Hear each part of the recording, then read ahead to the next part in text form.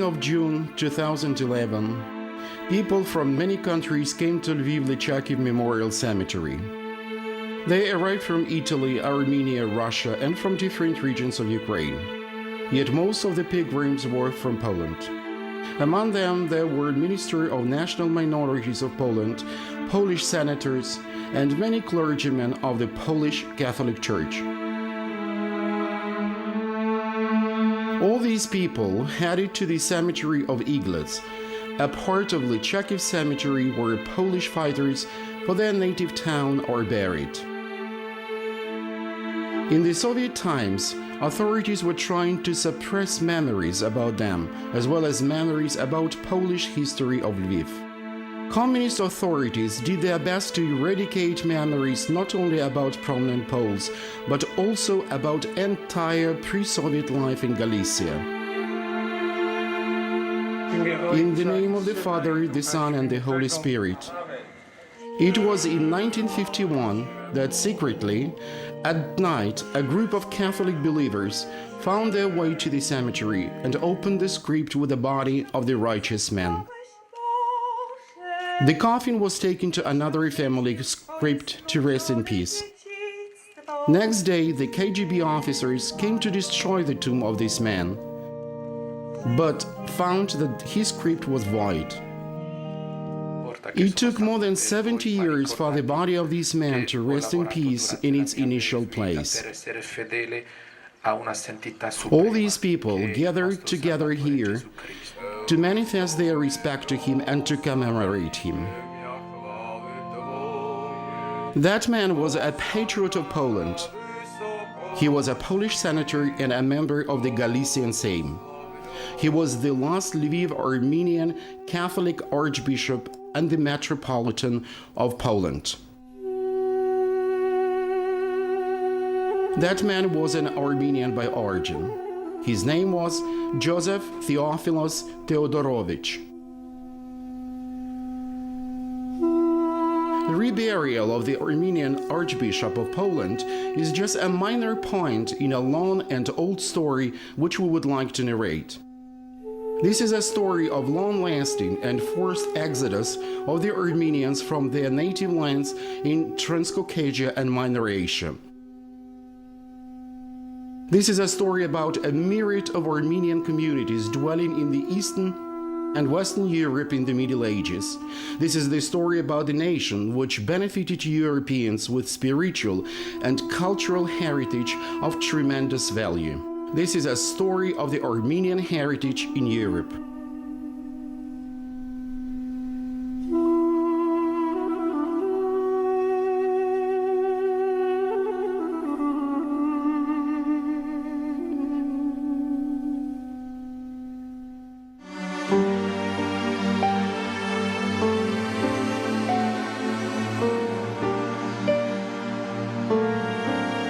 Crimea is a legendary peninsula. Due to its unique location, mild climate, and various landscapes, it is considered to be one of the blessed places on Earth.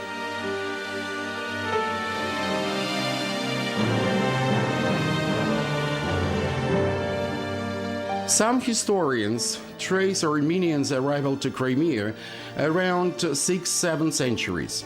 Yet recent findings make it possible to date the arrival even to much earlier times.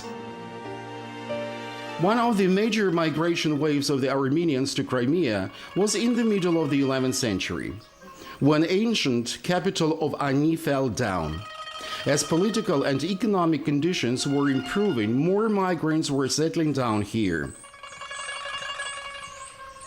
When Ani fell down in 1045, and after the earthquake in Ani, the population of Ani left the city and started to look around for a new place to inhabit.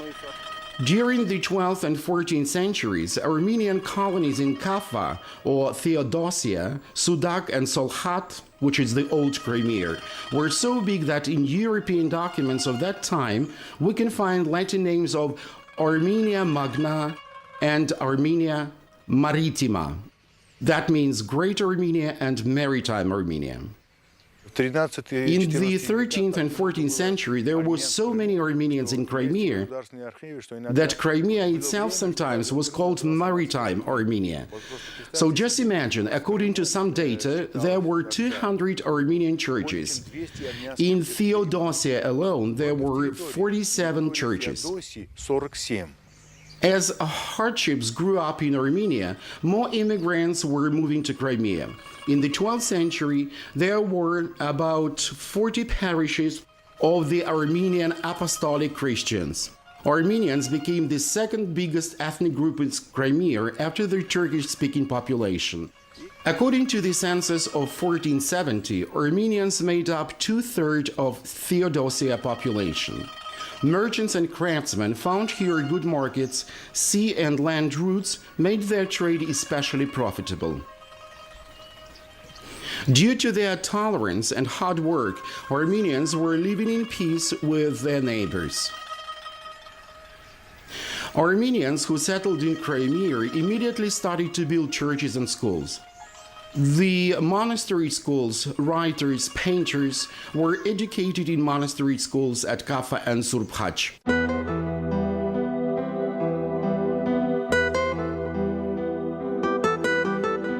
This is a high and shadowy forest, mountains and vacant land. What's this? Walls of building? Here it is the monastery. Well, where are the people? It's all silent around, only sound of water in white fountain under the arch. These verses, written by the Russian poet Maximilian Voloshin, are dedicated to the Armenian monastery Surpkhach, or the Holy Cross. It is the only one of 4 Armenian monasteries which survived in surroundings of Salkhat until present times. Many outstanding Armenians lived and worked in Surpkhach. Medieval frescoes are still on the walls of the altar and the gates. Miniatures from the manuscripts are being preserved in Matenadaran, the Yerevan Institute for Ancient Manuscripts. Church of the monastery was built in the 14th century. Later on Gavit, which is a church with belfry and monk cells, were built. It resembled more of a fortress than a monastery. Small windows looked like loopholes, and belfry was good enough to control the road. When enemies were approaching the monastery, it was turned into a fortress. Monastery nowadays is being reconstructed. Armenians and believers from different other religious groups can pray together in it. Presently, this monastery is one of the main centers for pilgrimage for the Armenian Church in Crimea and northern Black Sea area. In the late 20th century, due to Crimean Armenians and Armenian Apostolic Church, the monastery was renovated. Several years ago, monks settled here.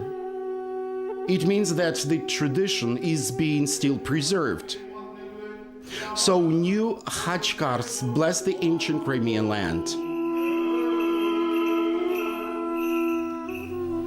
As a vicar in Crimea and an overseer of Surpkhach, I see it as my mission not only to preserve what we have received, but we have to pass it on to the future generations.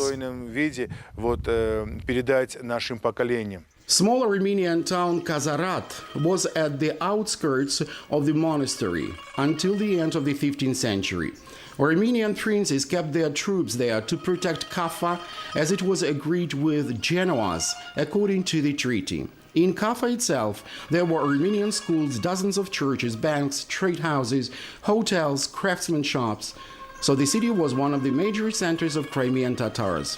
It was so important that in 1438, Armenians of Kaffa were invited to delegate their deputies to the Florence Ecumenical Council. In the 17th century, some 46,000 Armenians lived here. It was 70% of the population. In terms of our time, we could rightfully claim that it was a city with 1 million people, which has the largest city ever existing somewhere outside Armenia.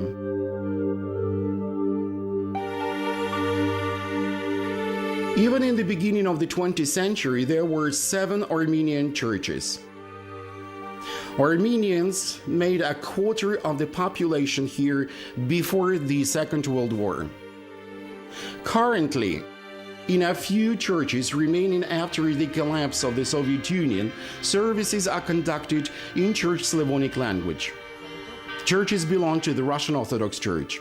Although there are signs of Armenian culture everywhere, most believers have no idea that they visit the Armenian Church. Saint Sarkis Church is on the Armenian street in Theodosia. It is one of the oldest functioning Armenian churches in Crimea.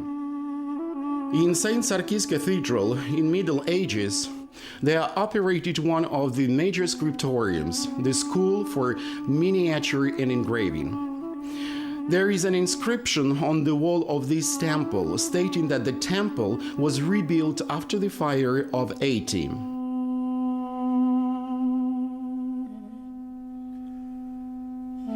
Ovanes Ivazovsky, who was a painter, also donated money for reconstruction because the cathedral was destroyed during the fire.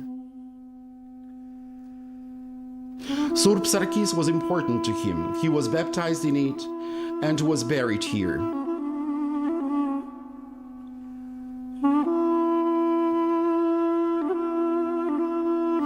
According to his will, he was buried on the territory of the temple.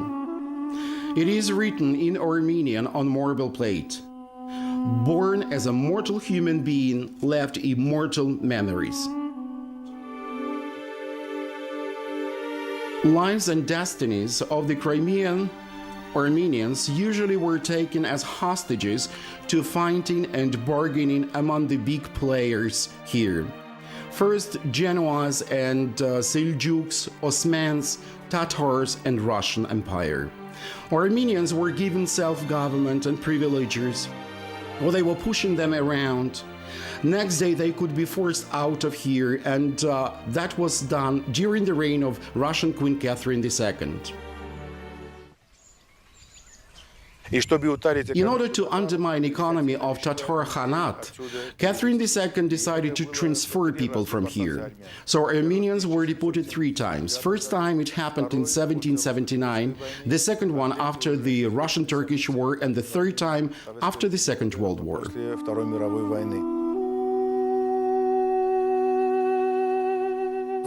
Our people know that the first nations to be deported were Tatars, Armenians, Greeks, Bulgarians, Goths. In 1946, there was the second deportation wave. So it was the so-called quiet Soviet deportation in 1946. Yes, the destiny of Armenians in exile was bitter and tragic.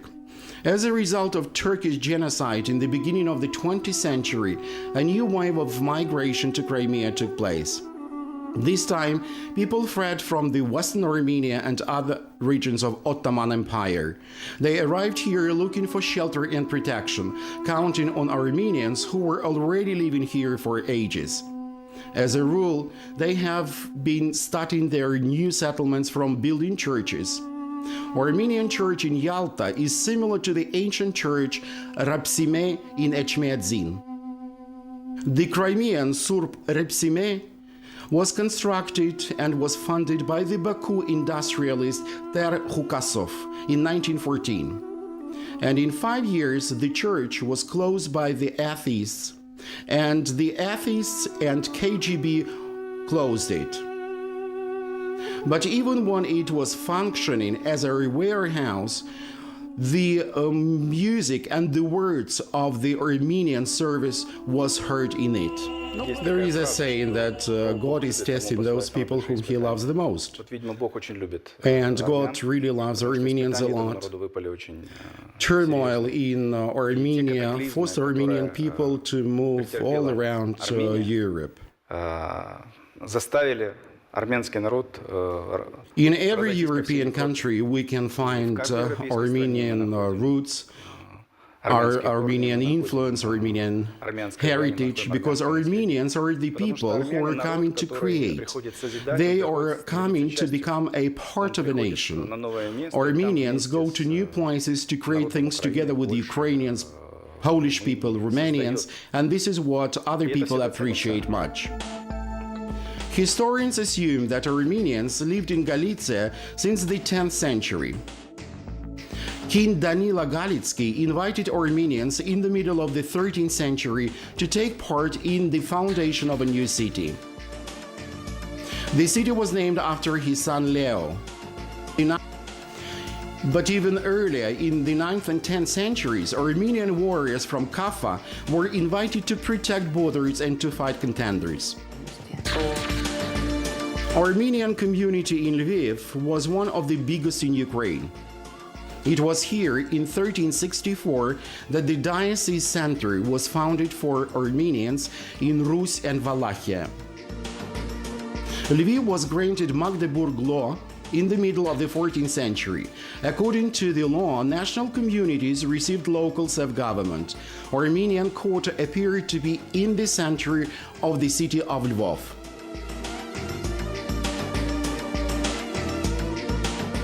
В цьому древньому княжому місті біля 700 років живе моя родина Абрахамовичів.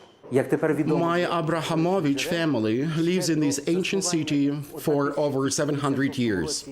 This is historical evidence that Armenians lived on the territory of Lvov prior to its origin in 1256. On this picture you can see a mountain from which Lviv started.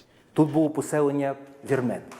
І якраз на цій картині є зображена This mountain is called High Castle. It was the basis of this mountain that Armenians settled before the foundation of the Ukrainian city of Lvov. Біля підніжжя цієї гори було перше поселення моїх предків вірмен, які проживали, як я сказав, ще на цих теренах до заснування міста Львова.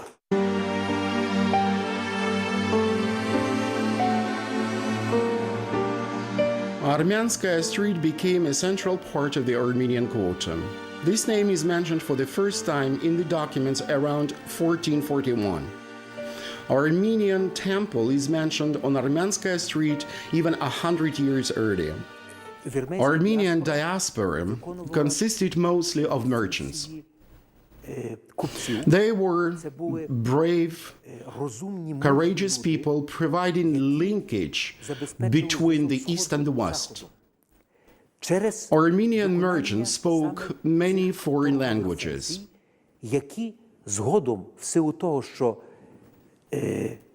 As gifted people, they combined merchandise with diplomacy. And they also knew a lot of Western languages. And I received this information from my father and my grandfather. And it was also the diplomacy which was linking East with West.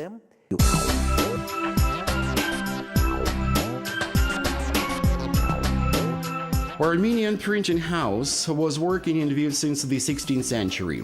Ovanes Karmatenianits published here a prayer book in 1618. This is the only printed book in the world in Armenian Kipchak language, which used to be a writing language of Armenians in Crimea and Ukraine. A huge amount of documents is still preserved in Lviv City Archive.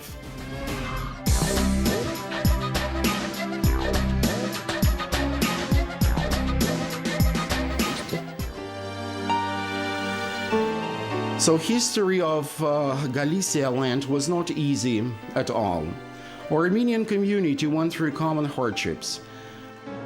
Under Polish kings Kazimierz the Great and Sigismund the Old, there were two more waves of the Armenian migration. It has a lot to do with the fall of the Kingdom of Kilikia in the end of the 14th century. New Armenian migrants arrived to Podolia, Volyn, Galicia. вони не були в якості So they were not the consumers of the wealth on the land which they started to populate. This was the essence of the Armenian diaspora for ages. діаспори. Очевидно, це був стержень, який Armenians invested in the environment and community they lived in. шляхетний шлях, який передбачав They left prominent and quite obvious for us traces. The grandfather of academician Arest Abrahamovich Bogdan knew Armenian language and spoke it. There is a crypt of this old Armenian family living in Galicia for 7 centuries on the Chakiv Cemetery in Lviv. There are many more Armenian crypts here. The only difficulty is to identify Armenian tombs under Polonized family names. Polish Senate member Lukasz Abgarovich appreciates the very fact of identification of the initial place of burial. So this is a big event for all Armenians all over the world and for all confessions. Generally speaking, Teodorovich is a very distinguished person for all the Polish people. Between the 2 world wars in Poland, national mourning was proclaimed only twice, after the death of Pilsudski, and this is a well-known fact, and after the death of Teodorovich.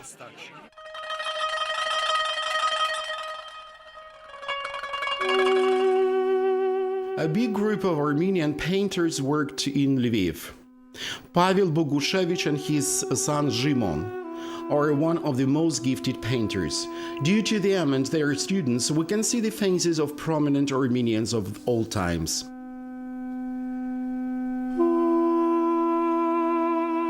Montpieu Bank was founded by the Armenian Brotherhood and was located near the cathedral. It was the only church bank that existed until 1939. The unique bank is that it was founded in the medieval times. Though there is a restaurant here, but the busts of bank directors are still decorating the corridors of the bank. І вони добивалися такого успіху. They were very successful. Leaders of the Armenian community were among the leaders of the cities. Місто Львів.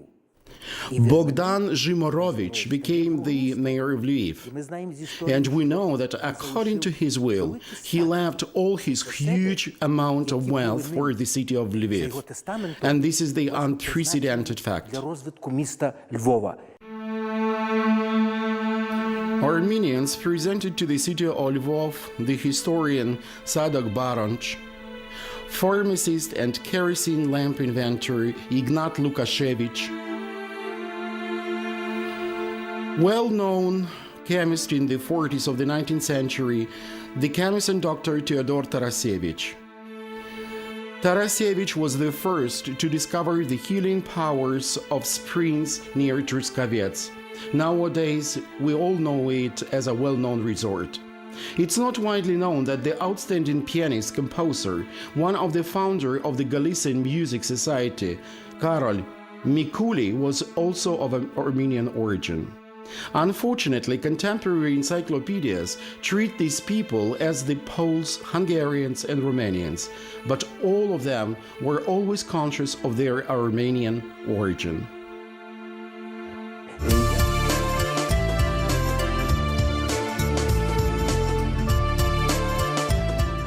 One of the astonishing phenomenon about Armenians in Europe is in Vienna, on the Danube River.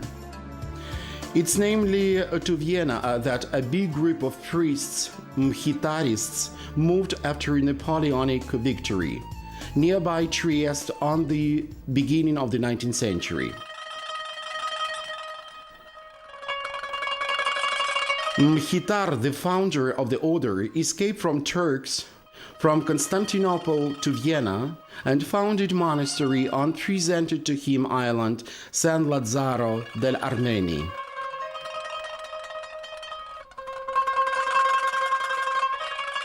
Main tasks of the activities of the order have always been the cultural development of the Armenian diaspora and preservation of the language. It is important for Europe that we, Armenians, are able not only to preserve culture, but to create it also. Nicht nur Kultur erhalten kann, sondern Kultur schaffen. Typically, Armenian exhibits are khachkars, and also the typical Armenian manuscripts, miniatures, and folk music. There are many samples which have to do with the Armenian religious rituals. This collection is more than 200 years old. So die Geschichte, dass wir hierher fast jetzt heuer 1811 bis 2011 200 Jahre, dass wir hier in Österreich sind. In Mchitaris monastery, there are not only big collections of ancient manuscripts, but also a collection of more than 150-year-old Armenian carpets.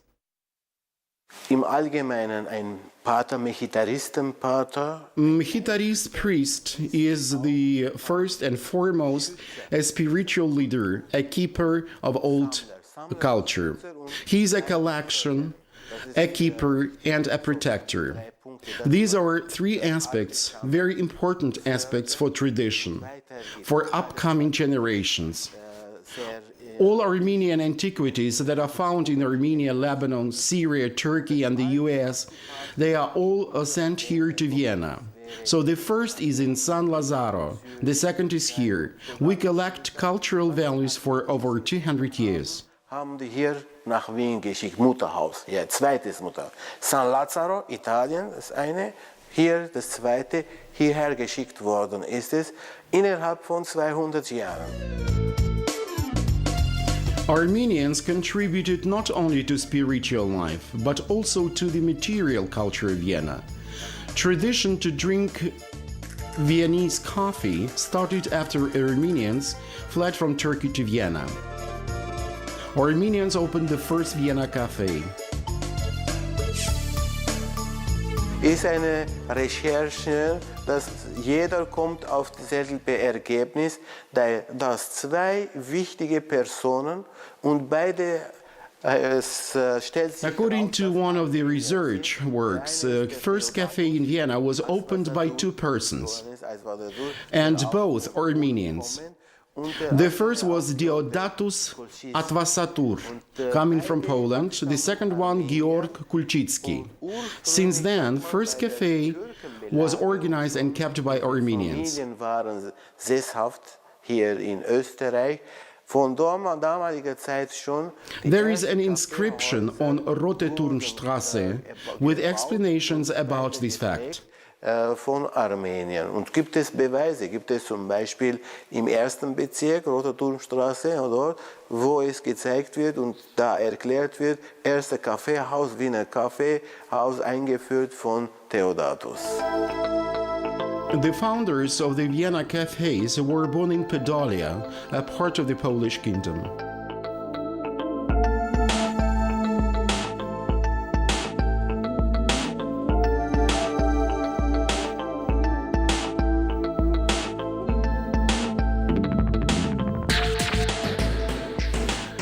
According to some sources, Armenians were settled in Kamenets-Podolsky in the second half of the 11th century. I think that the southern rocky slopes of the island looked very much like their native Armenia. I myself live in Armenian quarters where we grow grapes.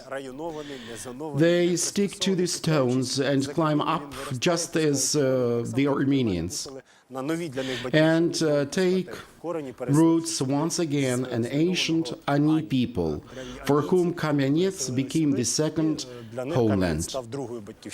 И по своему рельефу, по своему этому, то есть это очень много, когда бывают гости, говорит, это смотрят, говорит, это и каждый. Both in its landscape and in other details, it looks like Armenia. Этот каньон, это все.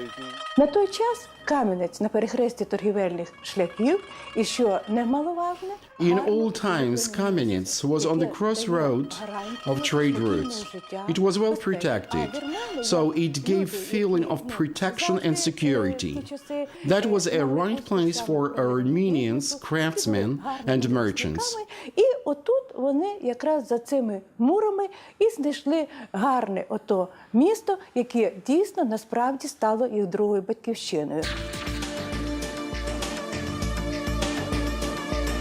Probably that was the reason for Armenians to settle down here. They founded Annunciation Church back in the 13th century. Later in the 14th century, they built St. Nicholas Church with astonishing tower, which is the only one that is preserved. Ми зараз знаходимося на території, де збереглися рештки фундаментів древнього вірменського храму. We are on the territory with the remains of the foundation of the St. Nicholas Church, which was the main Armenian church here for Храм ages. зведений ще в кінці 14 століття, в 1398 році, на кошти багато. It was built up in the end of the 14th century in 1398 and sponsored by the rich Armenian Sinan Kotlub. Році на честь Святого Миколая храму в місті Кам'янці-Подільському. На жаль, цей храм, який Unfortunately, this temple, which suffered a lot from fire, was kept by Turks in the end of the 17th century, was ultimately destroyed by the Soviet atheists in the 1930s. атеїстами під час становлення радянської влади. Lithuanian princes and Polish kings granted privileges to Armenians. Armenian community in Podolia consisted of 300 to 1,000 families. З Криму, не західно. In Armenian part of the city, the square was formed, and it was called in the 14th century the Armenian market. Later on, it was called Nicholas or Cathedral Square. By 16th century, there were Armenian schools, cathedrals, hospitals in Kamenetsk. Those were the first stone buildings, because previously buildings were made of wood. Armenian masons transferred to the local population their century-long experience of working with stone. На каждом шагу в Каменец-Подольском можно We увидеть. can see Armenian influence in Kamenetsk-Podolsky architecture everywhere. So this is characteristic style of work with stones Armenians brought with themselves. Kamenets-Podolsky was also called the second Echmiadzin. Many Armenians lived at the outskirts of the city. So it was a joke that if a rooster starts singing in Kamenets, he can be heard in 3 different states, in Austro-Hungary, in Romania, and in the Russian Empire. Kamenets population consisted of 3 communities, depicted on the shield of arms of the city, Polish, Ukrainian, and Armenian. If threatened, they were facing enemy as a single front. In daily routine, each community lived autonomously, with its autonomy, self-government, and even judiciary.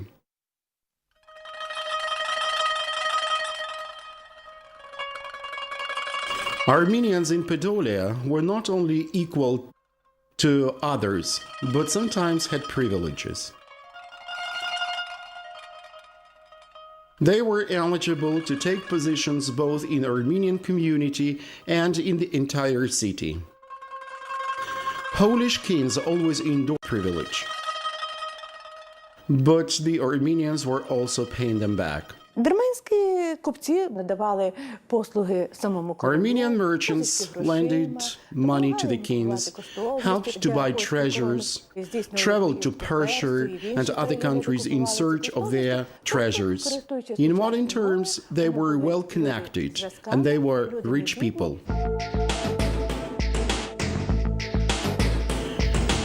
Although they lived a relatively close life, Armenian community made its contribution into Kamenets life. A well nearby magistrate is still called Armenian. The matter is that water was in short supply in Kamenets. People had to transport it from the river. But one rich Armenian dug well on its expense and presented it to the city.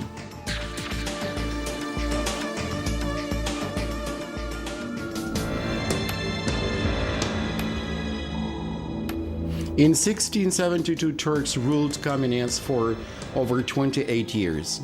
Many Armenians whose ancestors earlier retreated from Turks from Ani and Crimea now had to flee to Lviv, Zamość, Stanislav, Warsaw, Krakow. Their houses were again burned, temples were destroyed, their shrines were taken to the other churches.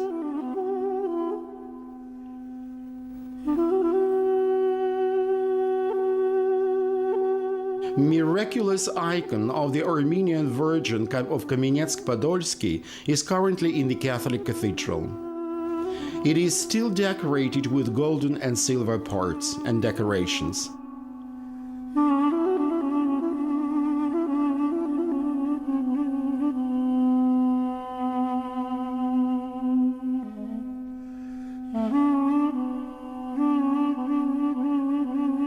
Another Armenian relics, the icon of the Armenian Virgin, is now located on the territory of the Moscow Patriarchy.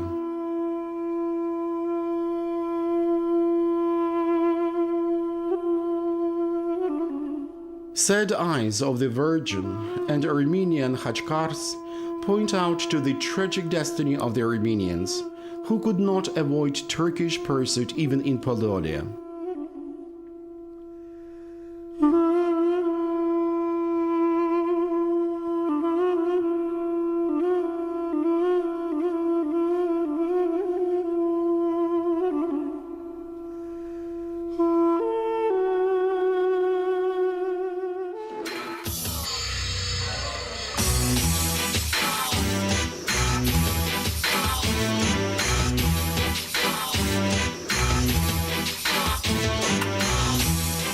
History unfolds according to its own rules. Generation changes after generation.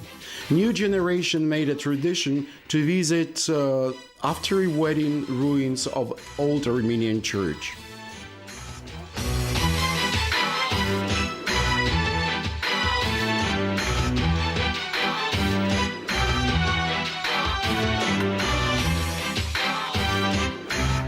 After Armenian community lost its right for self-government in the end of the 18th century, most Armenians moved to Catholicism and assimilated in Polish environment. If you walk down the streets of our town, you will see definitely black-eyed girls with characteristic Armenian features. So gradually Armenians assimilated with the local population. But family names Aslanovich, Abramovich, Martirosovich are still here. But sometimes people have no idea of their Armenian origin. History of Armenians in Bukovina is long enough. Back in the 14th century, Armenian churches are mentioned in the letter of Catholicos Theodorus II. Bukovina is on the crossroad of important trade routes. Trade route from east split in Chernovtsi, to Kamenetsk in the north, and further on to Poland in the west.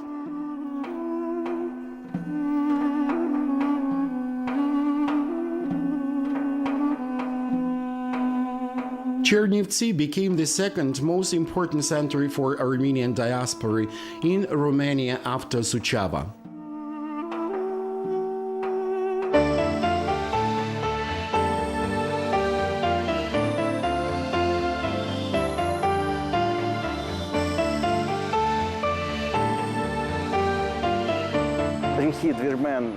The arrival of Armenians to Chernivtsi had to do with construction of buildings of stone, opening of trade houses, and so on.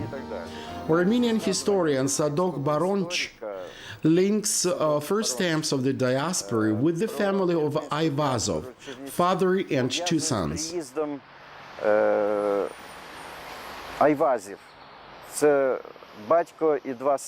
They started trade here. Later on, Armenians from Galicia and Moldova moved to here. Почали масово переселятися вірмени з Галичини з одного боку і з Молдови, з Сучави з іншого боку. So religious community in Chernivtsi was the center of Armenian life since 1833. Час, як вважалась вірменська колонія, саме центром родинного і національного єднання на Буковині, в Чернівцях, була релігійна громада, яка була заснована в 1833 році. So first Armenian priest appeared here with an icon of St. George in 1836 in the Lutheran castle. Спеціально вивішена ікона Святого Григорія, і вірмени коло тої ікони, бодай би, хоч вона нагадувала про вірменське коріння, проводили богослужіння. Օրհնյալ մեր Հիսուս Քրիստոս ամեն հայր մեր որ հերգինս է սուրբ եղեցյան ու քո եկես արտահայտություն քո եղեցին կամ քո որպես հերգինս եւ երգրի ըսած մեր անաբազոր In Botoshani in Bukovina was born well-known Romanian poet Mihai Eminescu, Michael Eminovich.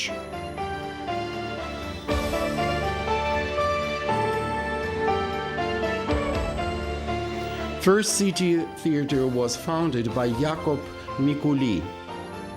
His son Karol later became a student of Chopin and a founder of Lviv Conservatory.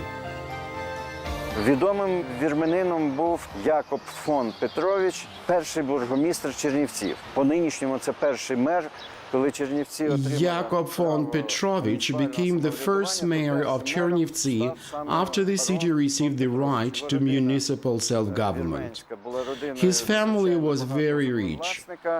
Свого часу він успадкував рицарський титул, тому і от його син протягом 2 років був отцем міста. Так було прийнято після нього називати всіх бургомістрів. Cathedral in Chernivtsi was the center of the Armenian community. Leaders of the community spent huge amounts of money for education. Children of Bukovina, Armenians studied in Vienna, Warsaw, Bucharest universities.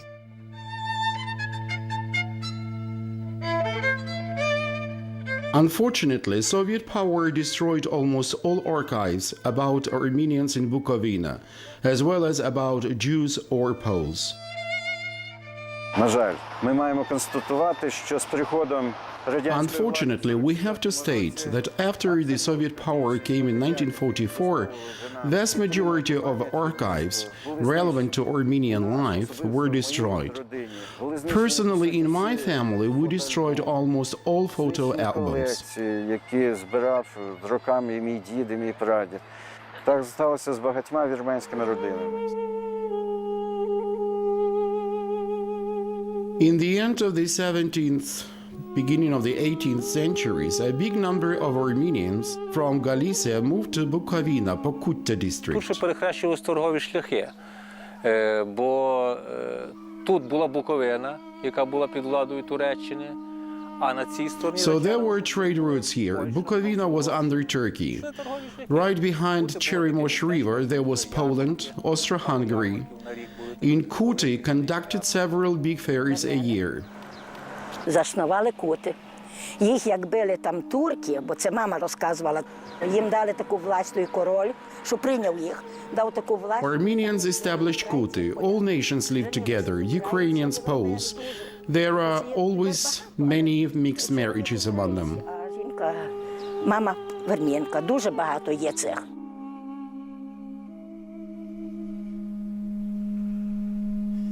Kuti village, Ivano-Frankivsk region, was even called the second Armenian capital of Poland after Lviv. Here, as well as in Berezhany, Snyatin, Horodenka, Zhvanets, Yazhlovets, hundreds of Armenian families lived. Nowadays, only old cemeteries, called by the local Polish cemeteries, give a hint to this. Descendants of the Armenians who are buried here are now all scattered all over the world.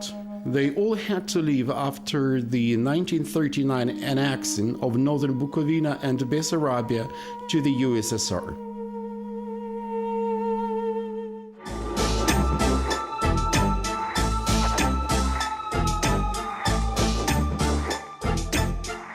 Poland became the third motherland for Armenians who earlier migrated to Crimea and Western Ukraine.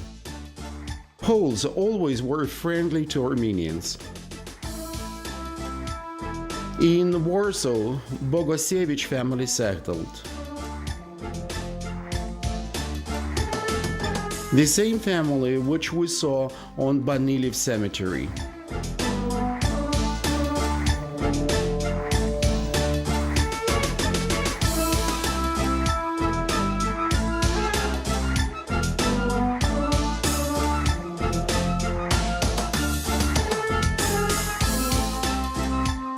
Армяне были приглашены przez польских крólów, так? Они не так просто не только сами приехали. Король знал, что если он хотел, чтобы государство лучше делало, лучше развивалось, надо пригласить армян, потому что они умные люди. Armenians were all invited by Polish king. King knew that if he wanted to give boost to state development, it was worth while inviting Armenians. So Armenians were very clever people, and Armenians worked very hard for Poland. They never betrayed. Both Mr. Maciej and his wife Marta Aksentievich remember stories of people who fled to Poland from Western Ukraine and Bukovina in order to avoid Soviet Stalinist regime. What is interesting is that my grandfather is Armenian, my grandmother is Polish. When my grandfather died, all information about our family we received from grandmother. It was so nice how she did this. She said that we have to feel ourselves intelligent because we are Armenians, and Armenians are great people. And we did feel ourselves as great people. Она об этом говорила, она говорила, что надо, чтобы мы чувствовали себя очень думны, что у нас такие корни, что армяне это великие люди, это аристократия польская раньше была. Ну и так мы себя чувствовали.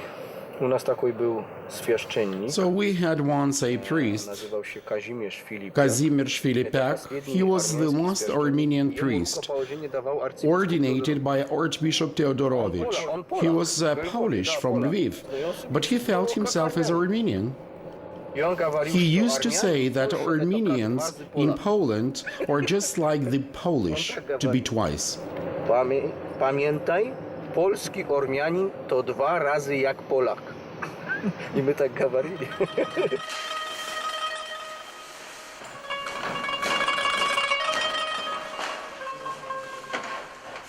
There is an Armenian community in every big Polish city. Bogosiewicz family, together with other families, visit liturgy every Sunday. Armenian Catholic priests conduct service in 2 languages.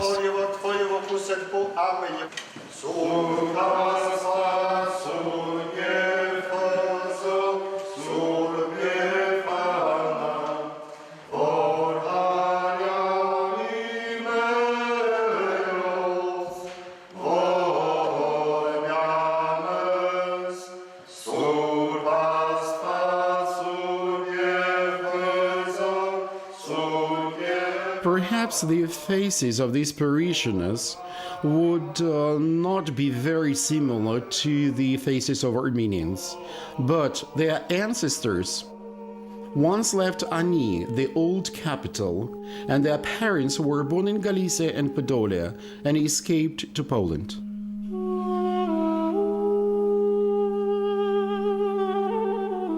Stalinist regime did not spare those who stayed in the USSR.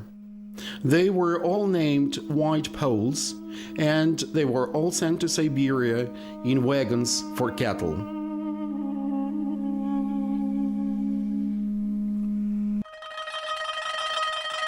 Banilov inhabitants and people from Pokutya recall Armenians as wealthy and very educated people. Yevgen Nemets, local museum director, showed us the old cemetery.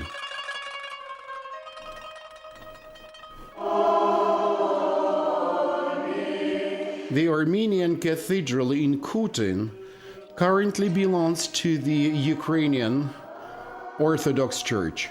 Maybe this is the only reason for the church to exist. But there are no signs of Armenians in the cathedral. Only elderly people can remember something about Armenians. Prior to the Second World War, some 2,000 Armenians lived in Kute. Now we managed to find only 2. Zakhary Agapsovich is also a Kuti inhabitant, but since Soviet times, his nationality in the passport was written as Ukrainian. Antonia Lazarevich is among the last Armenians in the village. How would you identify yourself? You are an Armenian or you are a Ukrainian? I feel like Armenian, though I do not speak the language, but it is like a big family of mine. Просто так, як родина. Ну, що це сказати? Це самі знаєте. Це як родина.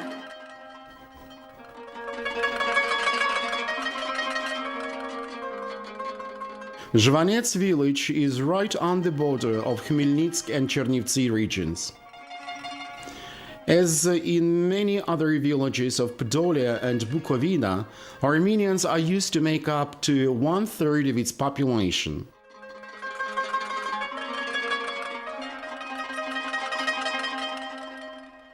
There is an Armenian church in the village. Historians claim that in 1766, people found asylum behind the walls of the church against Turkish attack.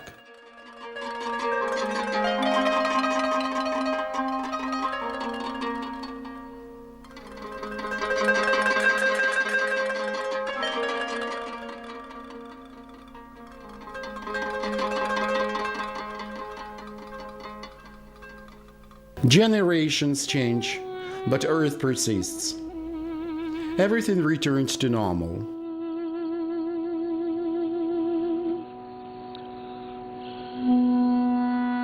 As memories about great people of this land return, and there is no way to explain this except of providence.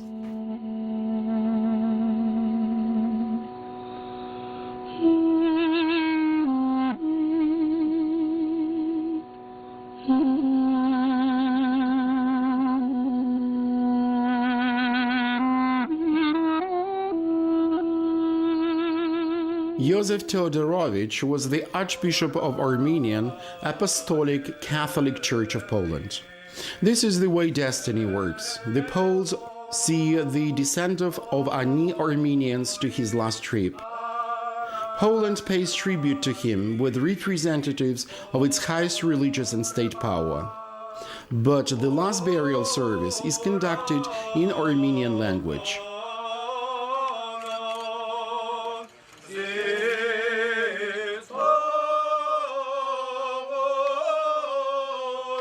And the prayer for the dying sounded on native to him language that sounded around his lullaby. As it is sounded around lullabies of dozens of generations of Armenians who found their second native land far and away from Mother Armenia. People who left priceless heritage to Europe are grateful to them.